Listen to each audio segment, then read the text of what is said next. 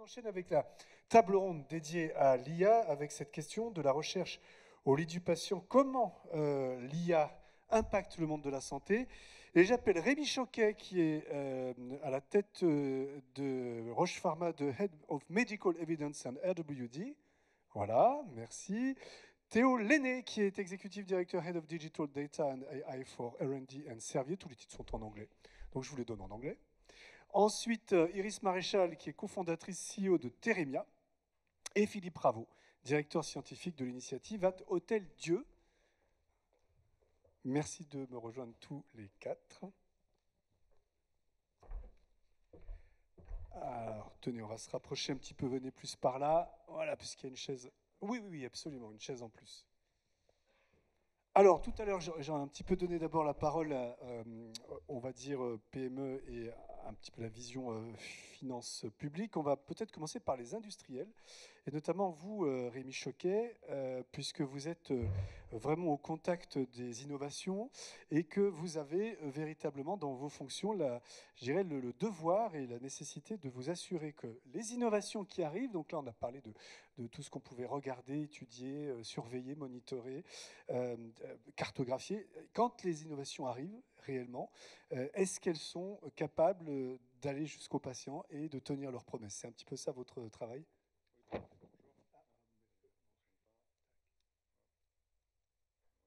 veut pas? Alors, est-ce que le micro d'à côté fonctionne? Ouais, c'est bon. Merci de l'invitation. Bonjour. Effectivement, mon métier, ou plutôt le métier de mon équipe, c'est de s'assurer que quand les innovations ont été développées, alors généralement dans les grands groupes, elles sont développées à une échelle internationale, dans des essais cliniques que vous connaissez tous très bien, et de s'assurer que ces innovations, quand elles arrivent et quand elles vont être utilisées, alors évaluées et utilisées, elles puissent être accompagnées des données complémentaires aux essais cliniques qui seront nécessaires. Et je pense qu'il y a une réflexion générale, mais qui sert aussi peut-être d'autres types d'innovations, c'est que ce sujet de l'évaluation et de la prévention de ces innovations, vu le nombre d'innovations qui arrivent aujourd'hui, que ce soit dans le champ du diagnostic, de l'IA ou de l'industrie pharmaceutique, la question de l'évaluation quasi parfois un peu continue sur un temps long, c'est-à-dire qu'un certain nombre de preuves seront démontrées, seront validées aussi à l'usage, et pas simplement que dans les essais cliniques. Ce qu'on observe un petit peu aujourd'hui avec voilà, le foisonnement d'innovation qu'il y a, les technologies qui nous permettent maintenant, on y reviendra probablement sur l'usage de l'IA pour mieux modéliser, mieux appréhender ce qu'il va falloir développer et comment le développer. Évidemment, la question de la gestion de la preuve, de la démonstration complémentaire, et le fait que dans les phases 3, on ne peut pas tout faire, fera qu'il y a un certain nombre de choses qui devront être gérées a posteriori de la mise au marché. Et c'est très important, et ça veut dire qu'il faut qu'on ait des systèmes de santé qui soient aussi en capacité de générer ces données qui permettront d'évaluer en quasi continu parfois ces innovations. C'est-à-dire ce qu'on appelle parfois la phase 4, enfin, tout ce qui revient finalement dans le pipe pour comprendre ce qui s'est passé. Ça veut dire que vous allez avoir besoin que tout le monde joue le jeu, et notamment les hôpitaux et les services, c'est pas évident. Alors la phase 4 était signée souvent d'une question autour de la sécurité des produits, avec des questions extrêmement importantes et critiques. Et aujourd'hui, en fait, la question n'est plus que dans la question de la sécurité des produits post-mise au marché, il vient aussi dans son efficacité, dans certaines sous-populations, dans certains cadres d'usage. Prenez l'exemple de maladies neurodégénératives ou la question où on va ralentir la progression de la maladie. Il y a des choses qu'on sait démontrer avec la biologie, qu'on saura dire à la fin d'une phase 3. Il y a des nuances qu'il va falloir appréhender dans la vraie vie à l'usage. Vous prenez le cancer, certains cancers du sein aujourd'hui, c'est 8 lignes de traitement qui s'enchaînent les unes derrière les autres avec plein de questions autour de leur efficacité, de qu'est-ce qu'on met avant et après. Donc, qui sont aussi des questions quelque part de complexification de la pratique médicale pour certaines pathologies. Vous parlez du cancer du sein, vous travaillez notamment sur des bras comparateurs et vous pouvez rejouer en quelque sorte des vrais essais cliniques pour a posteriori voir si les modèles ont été finalement été robustes et ont été capables d'anticiper, de prévoir ce qui s'est vraiment passé. C'est un moyen de renforcer et finalement de faire du deep learning. Alors c'est vrai que c'est un peu exploratoire aujourd'hui, puisque ce que je vous disais, c'est qu'il y a un certain nombre de questions dont on souhaite que la puissance de la réponse soit satisfaisante. Parfois, ce n'est pas possible dans le cadre de l'essai de phase 3, vu sa temporalité. Et on essaye aujourd'hui, en se basant sur des vraies données qui proviennent des hôpitaux, de reconstituer des phases 3 en fait, avec des bras contrôle, etc. Alors ça pose un certain nombre de questions, peut-être que Philippe y reviendra, méthodologiques sur la gestion des biais, puisque dans un essai clinique, on contrôle tout du début à la fin, et là on est forcément dans la vraie vie, et la vraie vie c'est pas exactement comme dans un essai clinique, tant sur la population qui va être inclue et exposée au traitement, que sur la manière dont le soin va être organisé.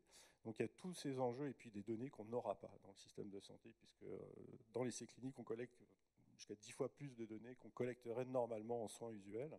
Ce qui fait qu'effectivement, ça demande un peu de technicité, mais on arrive à rejouer. Effectivement, on a eu une publication qu'on a fait en collaboration avec le Centre Léon Bérard, notamment, et qui montre qu'effectivement, en rejouant et en refaisant les alignements statistiques, les recalages statistiques, on pouvait améliorer le hazard ratio de l'essai clinique lui-même, Princept, grâce à ce qui s'est passé in fine après la mise au marché. Et donc, on a augmenté parfois. Après, on avait des deux côtés. Donc, effectivement, il y en a qui sont probablement pas contents. Bon, forcément. Alors, on continue avec la vision industrielle. Théo Lenné, je disais que vous étiez responsable finalement oui, il marche toujours pas, malheureusement, du pôle IA, on va dire, pour la recherche et développement chez Servier, pour dire les choses simplement. Et donc, vous êtes évidemment impacté aussi, mais vous, presque plus dans l'amont. Vous êtes sur les maladies rares notamment, et pas que, mais vous essayez de comprendre finalement de la biologie fondamentale. Et là, l'IA aussi peut contribuer, c'est même un outil très important. Oui, oui, effectivement, c'est un outil absolument incontournable. Donc, nous sommes sur les maladies rares dans le domaine du cancer, de la neurologie.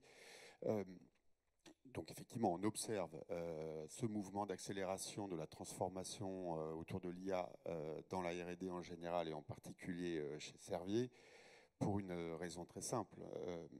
D'un côté, la science médicale a fait des progrès absolument fantastiques sur ces 20 dernières années, en chimie moléculaire, en génétique, donc ce qui ouvre des opportunités thérapeutiques absolument extraordinaires, mais qui apporte énormément de complexité en termes de compréhension de la biologie humaine. Bon, ça, c'est une première chose. Et de l'autre, on n'a jamais eu autant à disposition de données de type médical, d'imagerie, de données génétiques, du génome, etc. Et donc, cette complexité de la biologie d'un côté, cette masse absolument extraordinaire de données, mais qui dépasse la capacité humaine d'analyse, fait que l'IA devient un outil absolument incontournable pour aider nos chercheurs à pouvoir identifier des patterns, comme on dit en anglais, des modèles de compréhension de la maladie, des mécanismes qui induisent une maladie. Et finalement, trouver la bonne cible thérapeutique déjà. Alors voilà, ça c'est vraiment la première étape du processus de recherche d'un nouveau médicament, c'est identifier la cible pathogène et comprendre les éléments qui sont à l'origine de cette maladie. Et donc typiquement, nous utilisons l'IA pour aider nos chercheurs en faisant tourner des algorithmes de deep learning sur des données d'imagerie, sur des données dites multi-omics, de manière à faire émerger des principes tels la mutation d'un gène, d'une protéine, sur lequel justement on va pouvoir interagir avec une molécule. Il y a une expression que vous aimez bien utiliser, c'est l'IA, ce n'est pas de la magie. Parce qu'il y a vraiment un énorme problème, on parle parfois de boîte noire, de compréhension même du fonctionnement de l'IA. Oui, c'est la raison pour laquelle nous considérons que l'IA est un outil au service du chercheur, parce que l'IA, ça reste une probabilité, c'est des éléments probabilistiques. Donc c'est un outil qui va accélérer le processus de découverte. On avait l'occasion de discuter, c'est à ce stade un outil qui va optimiser le processus de découverte de nouveaux médicaments, mais dans toute le processus dit in silico, grâce auquel, à travers l'IA, on va identifier une cible thérapeutique ou une molécule qui va neutraliser cette cible pathogène, par exemple. Il faut vérifier in vivo, à travers des expérimentations, que le modèle déterminé par l'IA est réel. On en revient à la pratique plus courante et normée, habituelle de la recherche finalement. Absolument. On est toujours obligé de on combine les deux. Absolument. Bon, on reviendra sur l'avenir d'IA et peut-être un jour pourra-t-on se passer de cette combinaison et de l'in vivo. Mais alors, avec vous, Iris Maréchal, parce qu'on est en train d'évoquer justement l'importance de l'IA, notamment pour des cibles thérapeutiques, on parlait notamment de neurologie, et bien c'est justement votre cas chez Thérémia, donc votre société, vous faites de la médecine de précision en neurologie et psychiatrie, et vous aussi, vous avez besoin d'accéder à la donnée de vie réelle pour pouvoir faire des modèles prédictifs. Exactement. Donc, bonjour à toutes et à tous. Chez Thérémia, donc, effectivement, on est spécialisé en neurologie et en psychiatrie. Globalement, on développe des modèles de mathématiques, de statistiques, de machine learning causal qui permettent de comprendre et de prédire pourquoi un médicament va plus ou moins bien marcher au regard des caractéristiques du patient, telles que le stade de la pathologie, les comorbidités, le sexe, c'est un certain nombre de variables. Et donc chez nous, on a deux grands objectifs. Un premier où en fait on va travailler main dans la main avec des hôpitaux, des instituts de recherche de manière rétrospective, donc sur des molécules déjà mises sur le marché, afin de comprendre quelles sont celles qui sont les plus susceptibles de fonctionner en fonction des caractéristiques du patient. Typiquement, on travaille avec l'Hôtel-Dieu et Bichat sur la dépression, donc quel est le meilleur traitement de première ligne sur la dépression en fonction des patients. On travaille avec sur Parkinson avec l'Institut du cerveau, Foch et Rothschild, sur Alzheimer, sur les antidouleurs, donc on essaie de couvrir tout ce qui se passe dans le cerveau, avec comme objectif donc, du coup, de développer et de valider surtout des algorithmes avec des key opinion leaders, des praticiens, des psychiatres qui connaissent beaucoup mieux que l'IA la pathologie, puisqu'ils ont toutes leurs connaissances, tout leur savoir-faire. Et on essaye en fait à la fin de la journée de développer des outils d'aide à la décision pour eux, c'est-à-dire est-ce que l'IA pourrait suggérer, au vu de la data qu'elle a vue, des traitements de première ligne. Et de l'autre côté, mais oui. on travaille aussi avec des biotech et des groupes pharmaceutiques justement Oui. sur l'optimisation des essais cliniques, donc prédire pour des nouvelles molécules quelles seraient les bonnes populations cibles à attaquer. Donc vous aussi, l'IA vous aide finalement à fournir un outil d'aide de décision aux praticiens en disant, bah voilà, dans les modèles qu'on a pu voir, grâce aux données en vie réelle, on voit bien que tel profil sera beaucoup plus susceptible, même en termes de posologie, j'imagine, de dosage, ce qui est un gros enjeu en psychiatrie, en neurologie. Ça veut dire qu'aujourd'hui, vous aussi, vous devez accéder à beaucoup de données. Donc vos partenaires vous ouvrent complètement les portes, vous avez accès aux entrepôts de données? Alors, c'est pas si facile que ça. Première chose, nous, on a d'abord fait le travail de deux choses en parallèle. La première, c'est tisser des liens avec des académiques. Donc, tous les hôpitaux que j'ai cités, l'idée, c'est qu'on définit avec des psychiatres, des neurologues, la problématique d'étude. Parce qu'en fait, au début, effectivement, on peut juste prendre n'importe quelle base de données, l'analyser. Ça n'a pas de sens si on n'a pas défini correctement ce qu'on recherche dans cette base et quelle est la problématique clinique clé. Typiquement, sur Parkinson, il y a la question du dosage. Sur la dépression, il y a d'autres aspects qu'il faut bien prendre en compte, comme le stade de dépression ou les caractéristiques du patient. Donc ça, on définit ça déjà avec des praticiens. On met en place du coup des programmes de thèse en général de plusieurs années. Donc on construit les thèses chiffres exactement. On construit vraiment un plan de travail. Et derrière ça, on va aussi acheter des bases de données. Alors pas forcément en France. On achète beaucoup de bases de données en Angleterre et aux États-Unis parce que malheureusement, ça va parfois plus vite. Et que ça permet aussi d'entraîner nos modèles sur d'autres types de data avec des variables qu'on n'a pas forcément. Et le plus on a de data de bonne qualité, le plus on enrichit les modèles et on a des meilleures prédictions sur la variété des patients. Sur les essais cliniques, est-ce que vous avez un peu la même démarche rétrospective d'analyse post pour essayer de trouver les bons modèles pour les futurs essais cliniques, Ouais, c'est ça? tout à fait. Effectivement, en fait, la meilleure manière de vérifier qu'un modèle d'IA prédictif fonctionne, c'est la vie réelle. Qu'est-ce qui va se passer chez le patient? Et donc, nous, ce qu'on fait typiquement, on travaille avec beaucoup de biotech en France et aux États-Unis sur la prédiction des premières phases d'essais cliniques. Et là, maintenant, on a les premiers résultats qui commencent à sortir de qu'est-ce qui s'est passé en vie réelle, qui nous permettent du coup de comparer à quel point la puissance de l'algorithme en termes d'indication et de prédiction des effets secondaires était bonne. Et donc ça, c'est vraiment un travail qu'on fait à la fois avec les biotech, mais aussi les praticiens. Très bien. Alors vous le disiez aussi tout à l'heure, vous travaillez notamment, mais pas que, avec l'Hôtel-Dieu, je crois le professeur Lemoyne, sur la dépression, sur un algorithme prédictif. Et justement, Philippe Raveau, vous êtes directeur scientifique de l'initiative Hôtel-Dieu, et vous êtes aujourd'hui une des personnalités qui avait la vision la plus transversale, translationnelle, comme on dit, de l'utilisation de l'IA. Vous regardez ça. Alors aujourd'hui, est-ce que cette fameuse IA dont on parle tous, au-delà de ses éventuelles limites, il y a quand même un sujet, puisque vous êtes dans un grand centre hospitalier, est-ce que les patients sont prêts à accepter d'être soignés, entre guillemets, par l'IA? Merci. Oui, bien sûr, on a maintenant de plus en plus de données disant que les patients, en particulier s'il s'agit de systèmes d'IA qui sont ensuite sous la responsabilité d'un médecin qui va prendre des décisions au vu de ces données d'IA et pas un système d'IA totalement autonome. Les patients sont extrêmement confiants dans l'idée que l'IA pourra améliorer les choses On a regardé ça dans des enquêtes chez des milliers de malades il y a plusieurs années, dans différentes situations. Par exemple, est-ce que l'IA pourrait être utile pour identifier des cancers cutanés, ou bien est-ce que l'IA pourrait aider à trier les malades dans telle situation pour évaluer leur sévérité, etc. Bon, voilà, on a 70% des malades qui disent moi je suis très confiant dans les résultats de l'IA, et puis on a un très faible pourcentage qui dit je n'accepterai pas l'IA.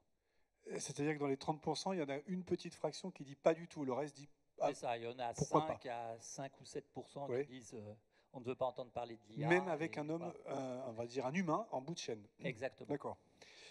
Ces progrès de l'IA, plus ou moins acceptés, plutôt plus d'ailleurs, on l'a compris, sont un petit peu, diffèrent selon les domaines qui sont concernés. Je crois que les plus gros progrès, c'est notamment, on l'a beaucoup dit, dans l'imagerie, notamment les radios osseuses, les mammographies, là où l'IA peut parfois faire mieux, en tout cas beaucoup plus vite que l'œil humain. L'IA a l'avantage de ne pas se fatiguer, d'être capable de travailler 24 heures sur 24, 7 jours sur 7, et d'être toujours disponible. Donc ça, c'est des avantages importants pour un certain nombre de choses. Donc dans tout ce qui est imagerie, qu'il s'agisse d'électrocardiogramme ou bien de radiographie, on est très confiant, et il y a beaucoup de données qui commencent à sortir sur le fait que si les algorithmes sont entraînés avec des quantités de données suffisantes, les résultats seront par définition au moins aussi bons que ceux de l'homme, et probablement meilleurs. Il y a aussi l'IA en jeu pendant les phases thérapeutiques, et vous avez une approche qui s'appelle Just-in-Time Adaptive Intervention, c'est-à-dire de pouvoir gérer au jour le jour finalement les dosages, les posologies, les choix thérapeutiques pour les patients. Oui, c'est-à-dire qu'on pense que l'IA va nous permettre de sortir du modèle classique dans un certain nombre d'interventions, pas seulement d'ailleurs dans le domaine du médicament, mais aussi dans des domaines d'intervention non pharmacologique, du classique one size fits all, où on donne le même traitement à tout le monde, indépendamment des caractéristiques du malade. Et donc, bien sûr, avec l'IA, on a maintenant des capacités à faire effectivement des modèles qu'on appelle just-in-time, de type JTAI en fait, et qui vont permettre, d'adapter le traitement qu'on va donner au malade en fonction de ses caractéristiques initiales, et deux, surtout, ce qui est encore plus intéressant, de l'adapter au cours du temps en fonction de l'évolution et de la réponse du malade à ce traitement. Par exemple, dans des domaines de type kinésithérapie, psychothérapie, enfin, etc. Alors, plusieurs questions se posent, notamment en termes de souveraineté, parce que c'est un sujet sur lequel on est déjà pas mal revenu ce matin.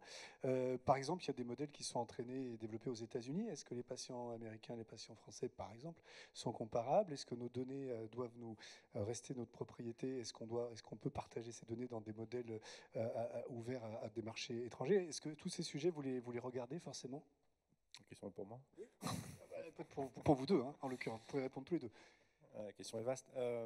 Qu'est-ce que je peux vous dire? Les données qui sont générées, enfin, les essais cliniques, si on prend le prise des essais cliniques, se feront sur des pathologies dont on estime effectivement qu'on va être dans la meilleure représentativité de ces pathologies. Donc il y a des sujets, il y a des produits qui vont agir sur une maladie et qui vont pas forcément avoir de biais liés au sexe, etc. Et puis effectivement, il y a des approches dans lesquelles on sait qu'il va y avoir un effet sur des populations, par exemple si vous avez une surreprésentation d'asiatiques ou surreprésentation de types de populations. Donc la question de la représentativité du test qu'on fait dans les essais cliniques, elle est cruciale, mais elle n'est pas applicable à toutes les pathologies. Il y a des fois, la même mutation génétique provoquera exactement la même situation dans n'importe quel type de patient.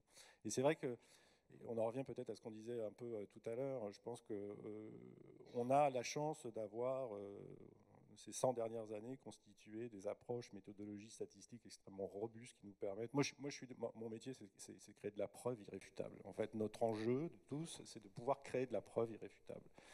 On arrive maintenant aujourd'hui dans des situations où effectivement la création de cette preuve irréfutable, compte tenu d'un certain nombre de paramètres qu'on va plus ou moins maîtriser quand on va calibrer les essais cliniques, vont faire qu'effectivement, ou des systèmes d'IA, hein, j'ai envie de dire c'est à peu près la même chose, vont faire qu'effectivement en vraie vie, on en revient à ce que je disais tout à l'heure, cette preuve irréfutable se généralise plus ou moins bien. Donc la question de la généralisabilité. Donc un certain nombre de choses vous direz un cancer du sein n'est pas forcément différent d'une partie du monde à l'autre. Peut-être qu'il y a certains sous-types de cancers qui vont plus se développer et certains paramètres seront plus prédictifs chez certaines populations que chez d'autres.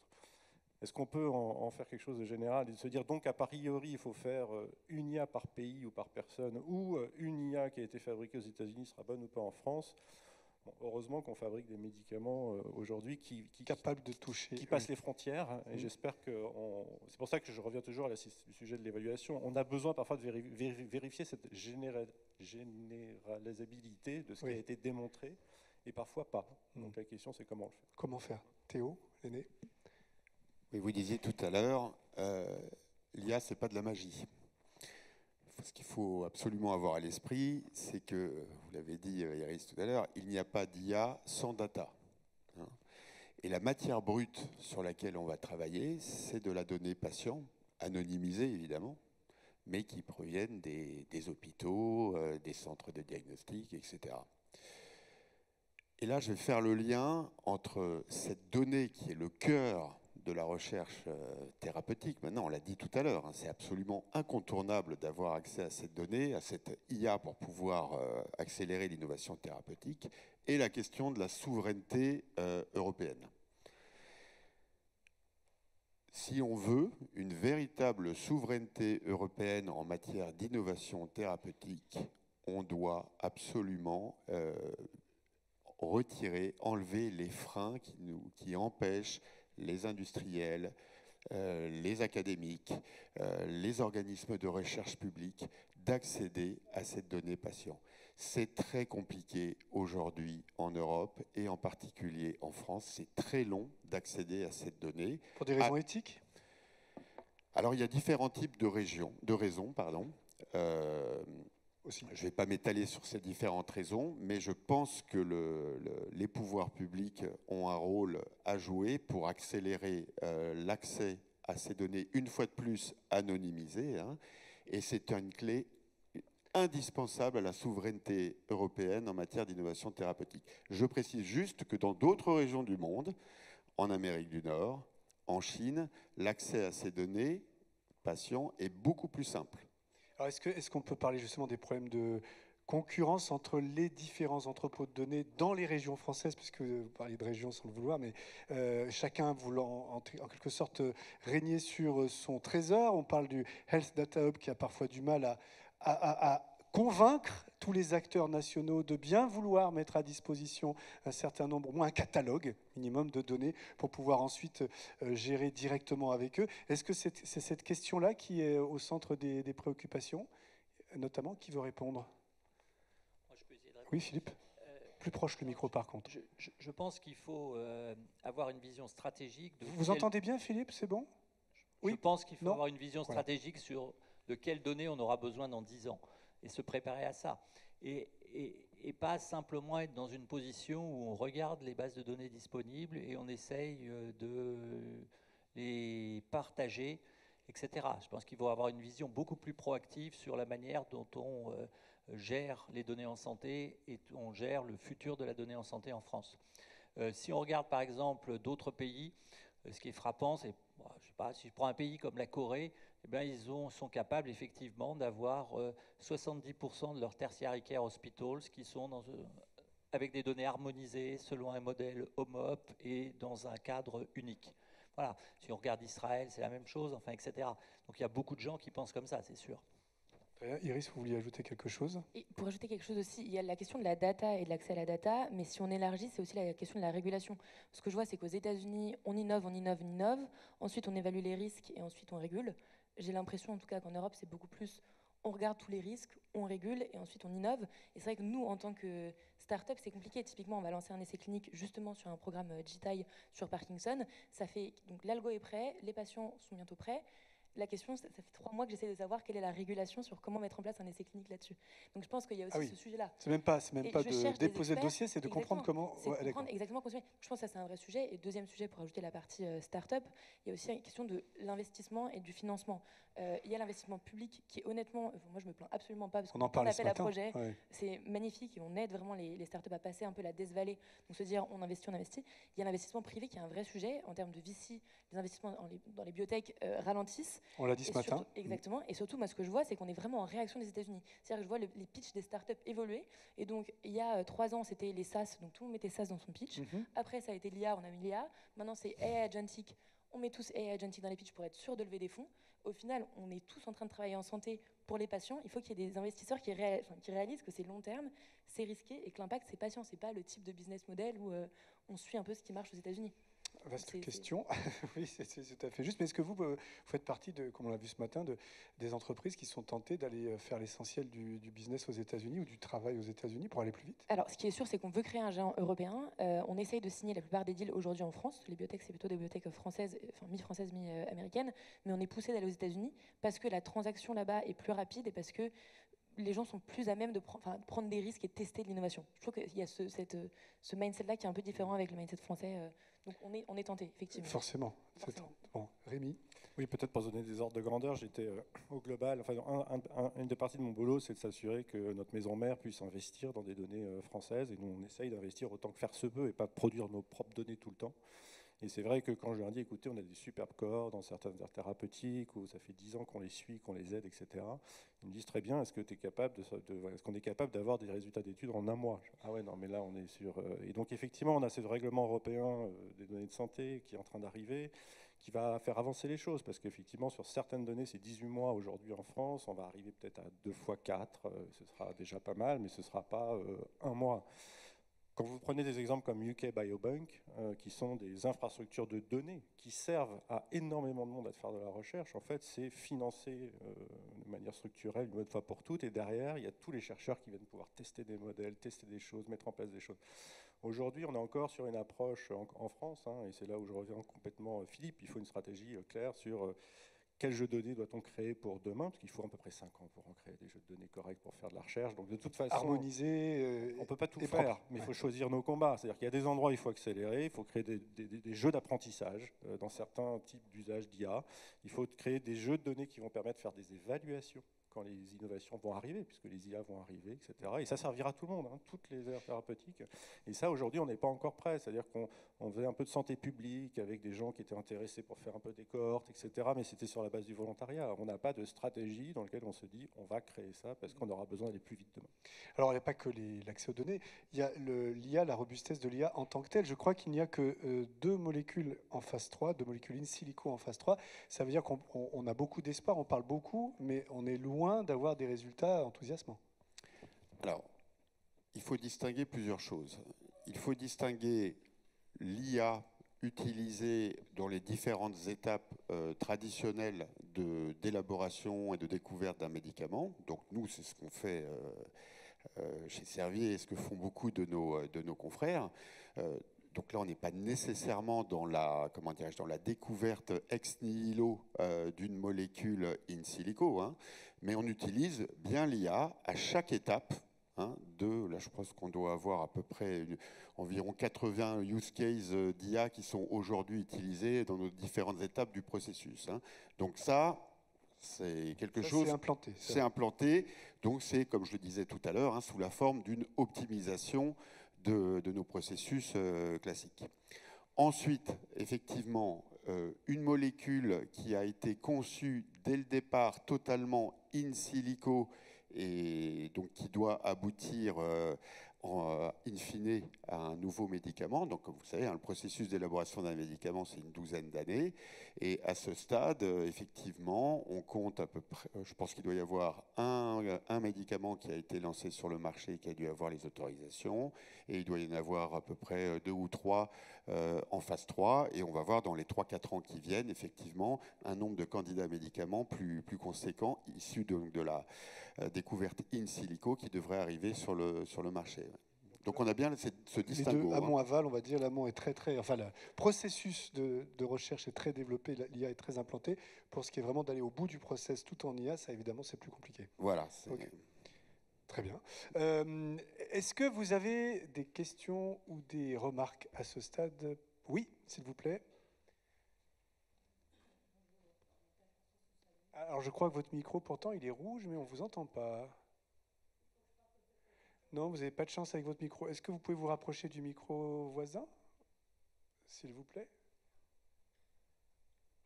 Vous avez bien appuyé sur le petit bouton, hein, je vois le rouge. Voilà. Ça va mieux là? Oui, merci à vous. Bon, merci. Je fais partie, entre autres, du sous-groupe de travail IA de confiance et explicabilité. Alors, mon expertise réside dans l'imagerie. J'ai fait d'abord du médical, c'est-à-dire le PET scan en l'occurrence, et puis ensuite du cellulaire, c'est-à-dire de la pathologie digitale, donc sur les cellules. Alors, ma question porte sur, justement, est-ce que vous avez, monsieur Rémi Choquet ou Théo Laine, pouvez-vous m'expliquer comment vous départagez, enfin, comment vous expliquez ce que vous appelez influencer la pratique médicale? Alors, notamment dans le cancer du sein, qui est un sujet que je connais un petit peu, alors que ce soit par la biologie in vitro, ou par la radiologie un peu spécialisée, bien sûr, en l'occurrence dans le cancer du sein. Est-ce que vous avez des critères, des paramètres qui sont communs à l'in vivo, à l'in vitro, pour dire comment ça se compare à la réalité?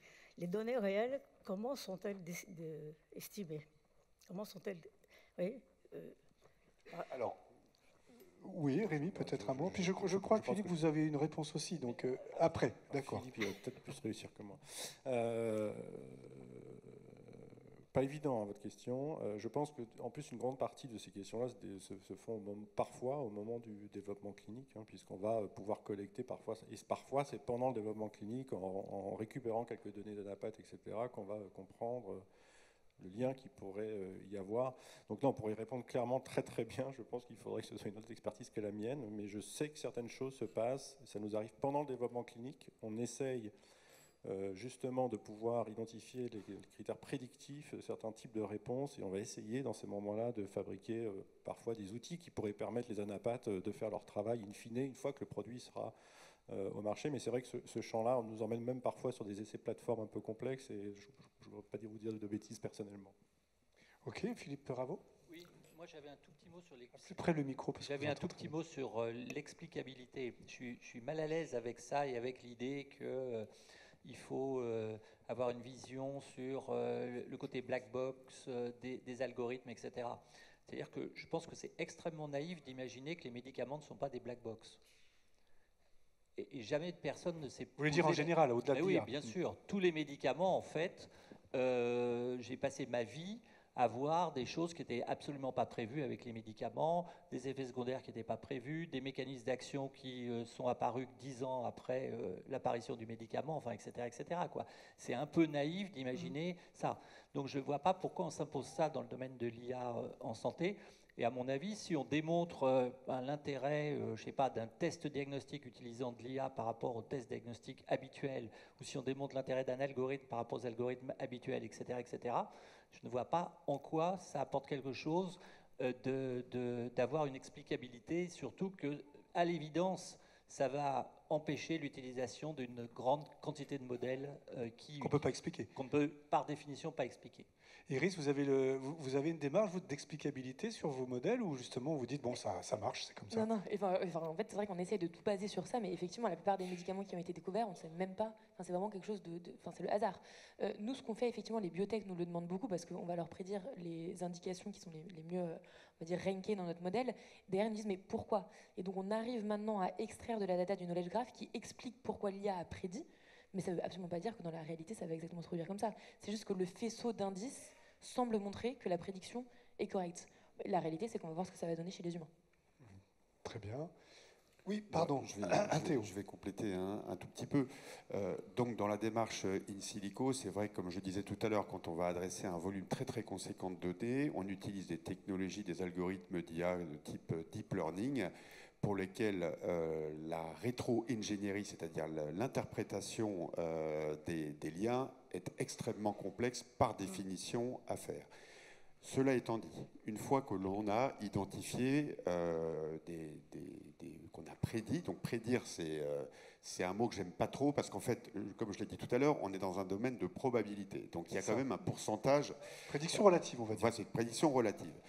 On est ensuite dans un processus qui est très réglementé, avec des tests cliniques qui sont réalisés, comme pour tout type de médicaments, et qui donc nous assure que lorsqu'il y a l'arrivée sur le marché, il y a toutes les garanties qui sont apportées.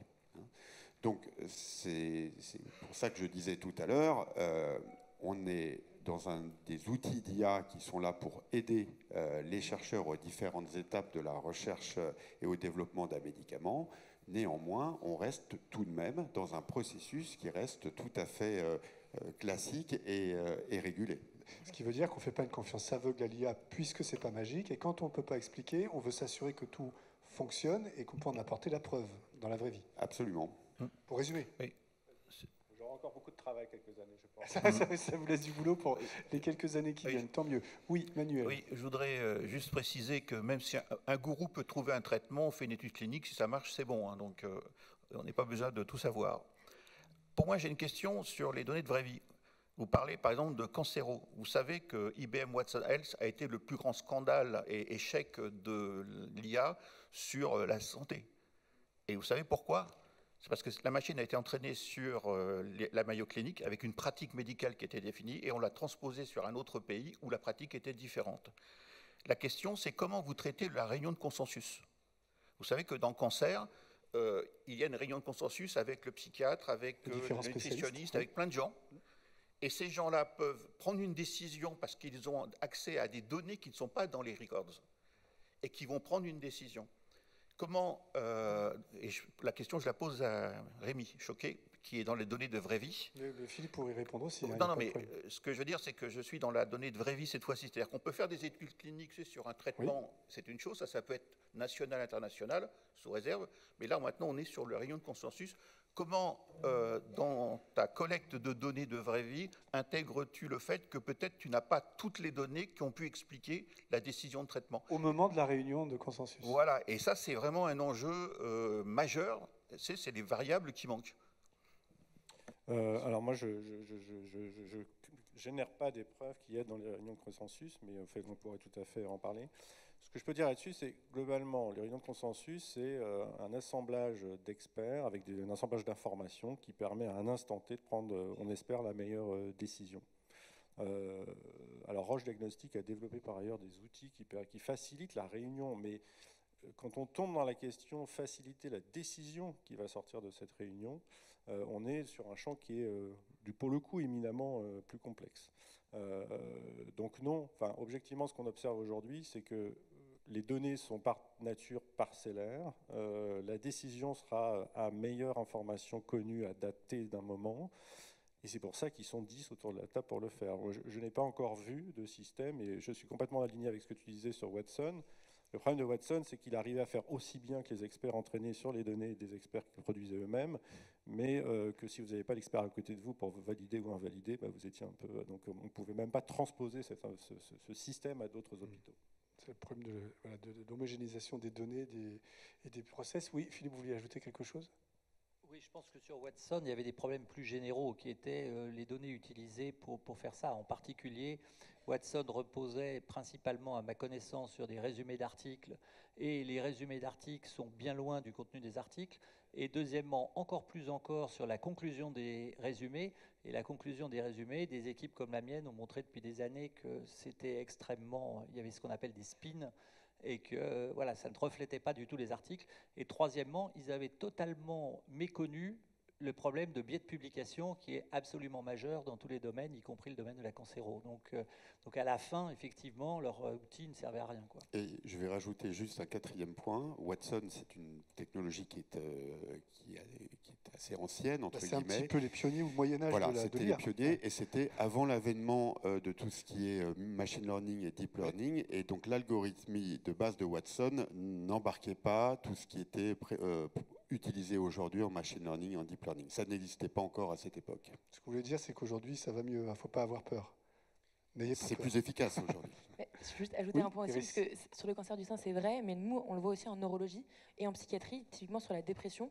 On peut récupérer des bases de données où il y a justement, au bout de 3 ans ou 2 ans, un changement de traitement. Nous, on n'a pas d'explication derrière. On voit que la prescription a changé. Ce qu'on essaye de faire, du coup, c'est de débiaiser ça de deux manières différentes. La première, c'est déjà de discuter avec des praticiens, leur faire remplir des questionnaires cliniques où, en fait, ils expliquent en général les choix des traitements. Ça va créer une variable confondante. Donc on fait des modèles de machine learning causaux où on arrive du coup à sortir ce type de variable qui a un impact et à l'expliquer, mais c'est vraiment avec des praticiens qu'on le fait. Et le deuxième point, c'est surtout qu'on essaye de prendre des données d'hôpitaux différents, parce qu'il se trouve que la prescription et les études qu'ont fait les médecins font varier leur prescription, et donc il y a des biais de prescription. Et ça, c'est essentiel à prendre dans le machine learning, et notamment le machine learning causal, pour arriver à comprendre à quel point le choix, enfin le praticien en fait a impacté le choix du traitement. Très bien, merci Iris. Une autre question, oui, au fond. Pardon. Bonjour, merci à vous. J'ai une petite question de curiosité auprès de Monsieur Raveau. Est-ce que vous connaissez les raisons pour lesquelles 30% des patients ne sont pas favorables à l'IA par rapport à ce que vous disiez tout à l'heure? J'ai dit que 5%, 5 à 7% étaient très défavorables à l'IA et 30% étaient plus réticents à l'idée d'employer l'IA, mais n'étaient pas contre le fait d'employer de l'IA. Ils disaient, bon, pourquoi pas, mais bof. voilà. Mais alors, et les autres étaient très favorables, en fait. Mais c'est biaisé parce que je crois que c'est votre étude qu'on passe et ce ne sont que des patients, par définition, malades, mais la population générale, si on leur dit demain, il faut accéder à... Est-ce que vous êtes d'accord avec l'IA? Qu'est-ce qu'ils répondent? Alors oui, effectivement, moi j'ai fait ça dans des populations de malades chroniques et pas du tout dans des populations donc ils sont particulièrement d'utilisateurs du système de santé ou autres, quoi. Alors, attends, oui, Emmanuel, une étude HDI? Oui, et on a présenté une étude HDI oui. Et qui ne donne pas tout à fait ces mêmes chiffres, qui est beaucoup plus mitigée. Et qui est sur la population générale? Oui, et sur les médecins aussi. 50-50? Oui, c'est plutôt mitigé. Et surtout, c'est quand on explique aux gens, là, ça s'améliore. Donc, la pédagogie, toujours. Ouais. Voilà, mais c'est quand même mitigé. Si on prend une population qui est déjà très dépendante, qui croise son médecin et que le médecin lui dit que vous en pensez, il y a un biais qui s'installe. D'accord. Philippe? Oui, enfin, je pense qu'effectivement, les malades ont une vision un peu différente des autres, en particulier parce qu'ils sont impliqués dans le système de soins. Et donc, ils voient les difficultés. C'est-à-dire quand on leur dit, est-ce que vous préférez avoir un outil d'IA qui va identifier des lésions dermatologiques pouvant être un cancer, ou est-ce que vous préférez attendre 2 mois ou 3 mois pour voir un dermatologue? Eh oui, non, mais c'est ça la vraie vie. Donc ces gens-là sont soumis au système tel qu'il est, et ça impacte bien sûr la manière dont ils répondent. Mais ce n'est pas un biais. Attendez, ça s'appelle une étude biaisée, voyons. Vous êtes en train de dire, je pense que vous n'avez pas compris la notion de biais. Attendez, vous préférez mourir dans 2 ans ou alors avoir quelque chose... C'est peut-être pas aussi on les met en situation dans le système tel qu'il est. Vous voyez ce que je veux dire? Ok, c'est pas en biaisé, tout cas, c'est le système tel qu'il est. En tout cas, quand on est particulièrement concerné, on est un peu plus réceptif, mais enfin, il n'y a pas une acceptabilité totale, on l'a bien compris, à 100%. Oui, Rémi? Non, c'est une question à Philippe. Est-ce que tu ne penses pas que les gens ont répondu plutôt à la question, est-ce que j'ai confiance dans les médecins qui me traitent? Non, parce que on utilise, nous, des méthodes classiques de sciences sociales qu'on appelle les caisse-vignettes, qui sont des mises en situation, où on leur décrit une situation afin qu'ils puissent se rapprocher le plus possible de cette situation. Donc on les met en situation. Et donc nous, on faisait ça, c'était pas directement lié à leur médecin. Christian Deleuze. Oui, en faisant tout le temps, ça me ramène à une question que je me pose souvent. On parle souvent de l'IA comme quelque chose qui doit réduire des fractures, des inégalités d'accès à un bon diagnostic, à une bonne thérapeutique. Or, on voit qu'on parlait d'une IA, mais il y a plein d'IA. On parlait de data, mais il y a plein de data. Il y aura plein de pays et plein d'accès. Il y aura plein de professeurs ou de start-up qui proposeront des modèles différents, qui seront acceptables ou mis en œuvre de manière différente. Et à la fin, donc, avant que ce soit un progrès pour l'humanité et pas juste une meilleure modalité dans des centres où on n'était déjà pas si mal pris en charge, ça va prendre combien d'années, de millénaires? Voilà une question qui donne la pêche. Alors, 7 ans et demi. 7 ans et demi. Non, c'est bien 7 ans et demi. Est-ce que c'est une prédiction de l'IA ou est-ce que c'est... Non, j'en ai pas la moindre idée. C'est ChatGPT? J'en ai pas la moindre idée. Moi, la conviction que j'ai, c'est que globalement, aujourd'hui, l'innovation thérapeutique coûte 2 fois plus cher qu'elle ne l'était il y a 20 ans. Aujourd'hui, notre postulat, notre hypothèse, il y a quand même relatif consensus dans notre métier, c'est que l'intelligence artificielle doit permettre d'augmenter la probabilité de succès de trouver des nouveaux médicaments et de réduire le temps de développement de ces nouveaux médicaments. Et donc le coût. Et donc le coût. Et donc, in fine, il y a un équilibre économique entre le coût de l'innovation thérapeutique et puis l'accès aux médicaments. Alors après, c'est une question éminemment politique, mais ce que je peux dire, voilà, nous, notre hypothèse, c'est que grâce à l'IA, on va gagner en productivité et justement rendre l'innovation thérapeutique moins coûteuse. En tout cas, on l'espère. Oui, Iris, un mot ? Pour ajouter un mini point, d'où l'intérêt en fait de développer des gens européens, parce que si l'IA et les modèles sont développés aux États-Unis, on va être soumis aussi à leur manière de voir le soin. Et donc autant les développer en France, avoir des dispositifs médicaux, être remboursés. Je pense qu'il y a aussi ce choix-là qui est stratégique et qui est politique. Il faut soutenir de l'innovation européenne. Parfait. Alors une dernière question. On est la dernière minute alors. Allez. Oui, merci beaucoup pour vos interventions. Lorsqu'on fait un essai clinique, en général, on a une population qui est homogène. Dans la vraie vie, les populations sont un peu différentes et parfois ont des multiples pathologies, sont traitées avec plusieurs médicaments. Est-ce que l'IA permet de changer peut-être le protocole thérapeutique ou en tout cas de modifier le comportement? Tu prends une partie? Vas-y. Philippe, bravo. Oui, vous avez tout à fait raison. C'est-à-dire que, en fait, ce qu'on dit sur les essais cliniques, c'est que c'est la meilleure manière pour savoir si un traitement marche, mais la pire pour savoir chez qui il marche. Donc, voilà, les essais thérapeutiques sont faits pour évaluer un effet de traitement moyen et n'ont aucune capacité à permettre de savoir quel est, pour un sous-groupe donné, si le traitement marche ou ne marche pas. Donc, effectivement, ce n'est pas spécifique de l'IA, c'est l'utilisation large de données en santé avec des méthodes qui ne sont pas forcément des méthodes d'IA d'ailleurs, de type Emulated Trials, va permettre de mieux comprendre dans quel sous-groupe un traitement peut marcher, dans quel sous-groupe il faut mieux utiliser un autre type de traitement, etc. etc. Mais c'est plutôt, ça utilisera parfois des méthodes d'IA, parfois des méthodes autres que des méthodes d'IA.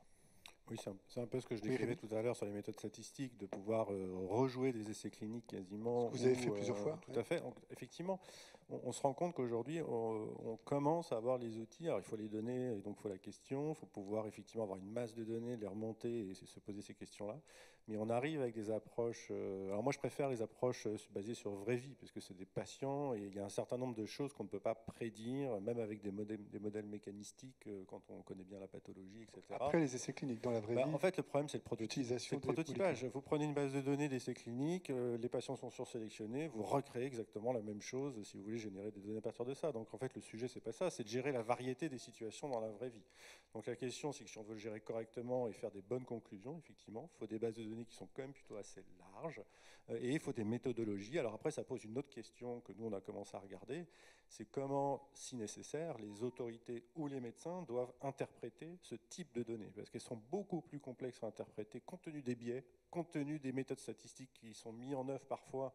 Je ne parle même pas si on met de l'IA pour faire de la surgénération de ce type, avec des bras contrôle, des choses comme ça, comme certains font.